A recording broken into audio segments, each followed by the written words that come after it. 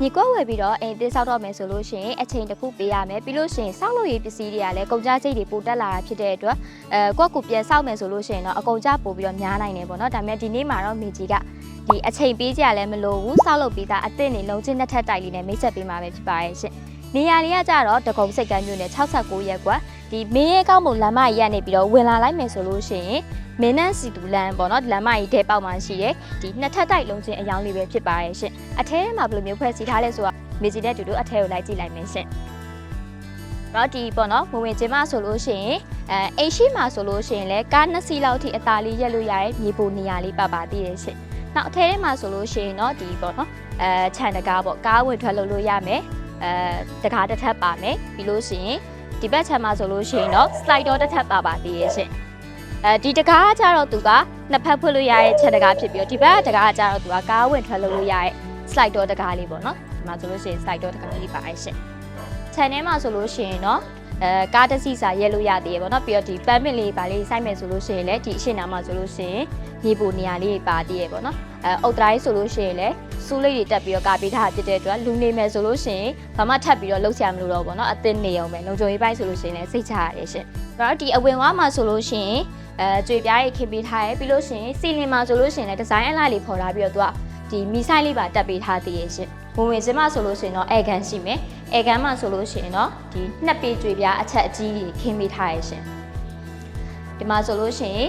TV ထားလို့ရမယ့် TV စင်လေးပါမယ်ပြီးလို့ရှိရင်ပစ္စည်းလေးထားလို့ရမယ့် cabinet စင်လေးပါမယ်ရှင်နောက်ပြတင်းပေါက်တွေဆိုလို့ရှိရင်လည်းသူကတန်ပန်းတွေကိုအပြည့်တက်ပေးထားတယ်ဘာမှထပ်ပြီးတော့ပြင်ဆင်စရာမလိုတော့ဘူးเนาะလုံးဝအသစ်နေအစင်သစ်နေလို့ရတဲ့အနေအထားတီကိုပြင်ဆင်ပေးထားပဲဖြစ်ပါတယ်ရှင်သူ့အိမ်ရဲ့အကျယ်ကကြတော့ဒီပေ20ပေ60ပေါ့เนาะကျယ်ဝန်းနေနောက်မြေကကြတော့သူကပါမစ်မူရင်ကိုတစ်ချမ်းပေါ့เนาะတစ်ချမ်းဆိုတော့မူရင်2ရွက်ရမယ်ရှင်တော့ဒီရှောက်လန်းကနေပြီးတော့လာလိုက်ပြီဆိုလို့ရှိရင်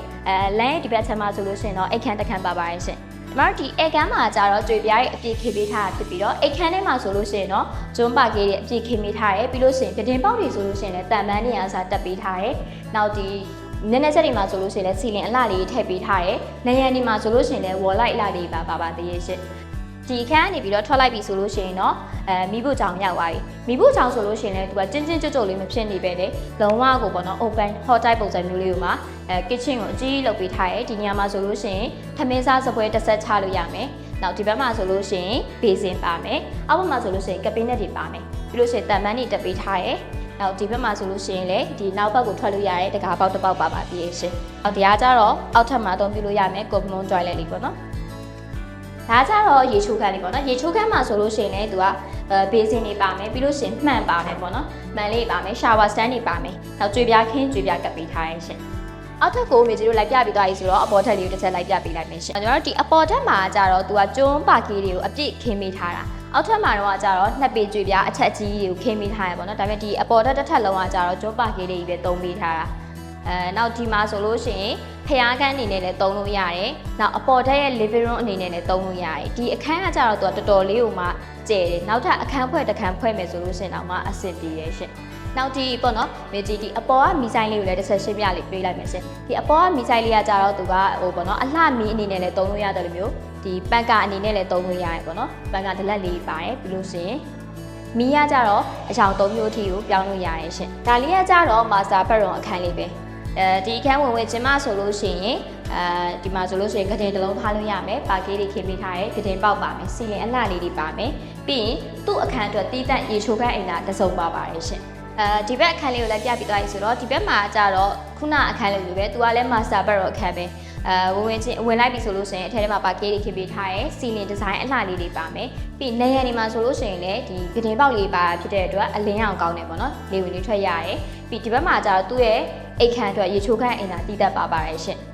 ်အခုမေကြီးကကြတော့ဒီအပေါ်တက်ရဲ့ပေါ့နော် master bedroom နှစ်ခန်းကိုလိုက်ပြပေးပြီးသွားပြီဆိုတော့ဒီအိမ်ရှိဖက်ဝရဏာလေးကိုတစ်ဆက်လိုက်ပြပြီးတော့ဒီအိမ်ရဲ့ပတ်ဝန်းကျင်နဲ့ပတ်သက်ပြီးတော့ထပ်ပြီးတော့အသေးစိတ်လေးရှင်းပြပေးပါမယ်ရှင်ဒါလေးကကြတော့အိမ်ရှိဖက်ဝရဏာလေးပေါ့နော်အိမ်ရှိဖက်ဝရဏာလေးဆိုလို့ရှိရင်လည်းသူကကြဲဝုံဝုံလေးရှိရပေါ့နော်ဒီအိမ်အပြည့်ကိုစောက်ပေးထားတာဖြစ်တဲ့အတွက်တော်တော်လေးကိုမှကျဲတယ်ပြီးလို့ရှိရင်သူရဲ့ထူးခြားချက်လေးကကြတော့စီလင်နေမှာဆိုလို့ရှိရင်အလားစင်ဒီဇိုင်းလေးတွေပုံဖော်ပေးထားတဲ့အပြင်မှာမီဆိုင်အကြီးတစ်ခုပါသေးရဲ့ရှင့်နောက်ဒီဘက်မှာဆိုလို့ရှိရင်လည်းအိမ်ရှိမျက်နှာစာဆိုလို့ရှိရင်လည်းတိုင်လုံးကြီးတွေနဲ့အလားစင်ပြီးတော့ decoration လေးလုပ်ပေးထားရပေါ့နော်ဒါကြတော့အိမ်ရှိဘက်ပေါ့အိမ်ရှိဘက်ကကြတော့သူက မင်းနဲ့စီတူလမ်းကိုလှမ်းပြီးတော့တွေ့ရတယ်ပေါ့နော်နောက်လမ်းမဆိုလို့ရှိရင်လည်းတခြားအိမ်တွေနဲ့ကြည့်လိုက်မယ်ဆိုလို့ရှိရင်ဆက်လက်လောင်ပြီးတော့အပြည့်ခေမိထားရဲကားရက်မယ်ဆိုလို့ရှိရင်လည်းအေးဆေး3စီးလောက်ကိုရက်လို့ရတယ်ရှင်မြေကြီးခုလိုက်ပြပေးသွားတဲ့ဒီအိမ်လေးကကြတော့ပေ20ပေ60ကျယ်ဝန်းတာဖြစ်ပြီးတော့ဒီမြေပေါ်မှာဆိုလို့ရှိရင်နှစ်ထပ်တိုက်ပေါ့နော်ဆောက်လုပ်ပေးထားရလဲဖြစ်ပါရဲ့ရှင်ဒီအိမ်လေးဝယ်ယူလိုက်မယ်ဆိုလို့ရှိရင်တော့မြေပိုင်ဆိုင်မှုအမျိုးအစားကတော့ပါမစ်မူရင်တစ်ချမ်းပေါ့နော်မူရင်2ရွက်နဲ့မိတူ2ရွက်ရရှိမှာပဲဖြစ်ပါရဲ့ရှင်ဒီအိမ်လေးရဲ့ရောင်စီကကြတော့3,960ဖြစ်ပြီးတော့စိတ်ဝင်စားရဲဆိုလို့ရှိရင်တော့ဈေးနှုန်းကအရှော့တင်းလေးရှိပါသေးရဲ့ရှင်တကယ်လို့ပေါ့နော်ဒီအိမ်လေးနဲ့ပတ်သက်ပြီးတော့စိတ်ဝင်စားရဲလာပြီးတော့ကြည့်ချင်တယ်ဆိုလို့ရှိရင်တော့မြေကြီးတို့ရဲ့ဒီ drain height ပြည့်ပေါ့နော်ချက်ပေါက်ကနေပဲဖြစ်ဖြစ်ဒါမှမဟုတ်လို့ရှိရင်အခုခေါ်ပြပေးထားတဲ့ဖုန်းနံပါတ်တွေကိုဆက်သွယ်ပြီးတော့ပဲဖြစ်ဖြစ်အသေးစိတ်ထပ်ပြီးတော့မေးမြန်းလို့ရပါသေးရဲ့ရှင့်။ဆုံးဖြတ်ကြည့်ပြီးတဲ့အတွက်ကျေးဇူးတင်ပါတယ်ရှင့်။